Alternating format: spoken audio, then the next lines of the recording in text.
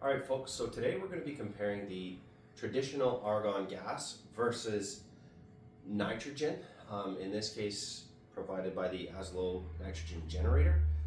This is a portable unit that is designed to be taken and supply a single laser welding machine. The traditional same argon gas you would use with your MIG or traditional methods. You can buy it at any of your local welding stores. The nitrogen is also available in the bottle form. Today we're testing this machine itself to see how it keeps up with the machine, if there's any differences between using the nitrogen and the argon when laser welding. The machine requires essentially two inputs.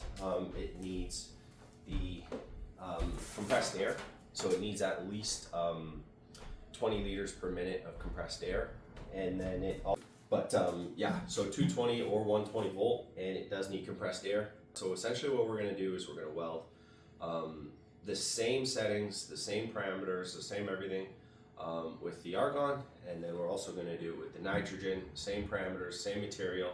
That way we compare apples to apples.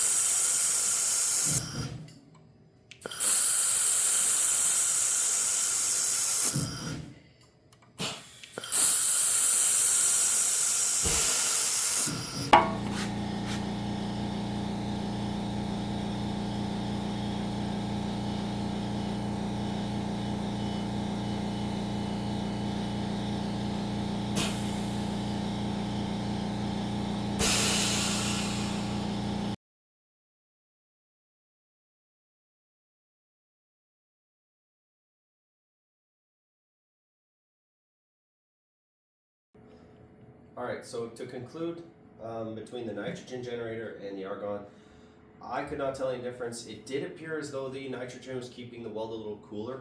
I noticed that when I was doing the argon passes, by the fourth pass, the material was significantly warmer, and I was starting to almost get melt through. That didn't happen with the nitrogen. I did let the part cool between switching from one to the other, so it should be a pretty realistic result. I didn't notice any difference in contamination. They both seem to do a pretty good job of keeping the pool clean. Now that said, if there's anybody in the Greater Toronto area that would like to, do more testing on these welds, we could even do some butt joints and do some physical testing. I'd definitely be open for that, so reach out, send me a message, and we could set something up, even do a cross-section on them and see how the weld pool actually looks in the cross-section, one versus the other.